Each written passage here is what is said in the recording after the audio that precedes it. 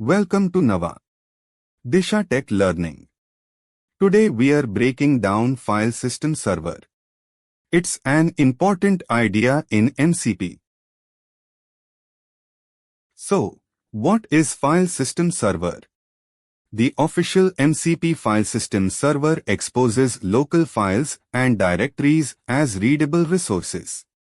It's one of the core ideas in MCP. Here are the key things to know about file system server.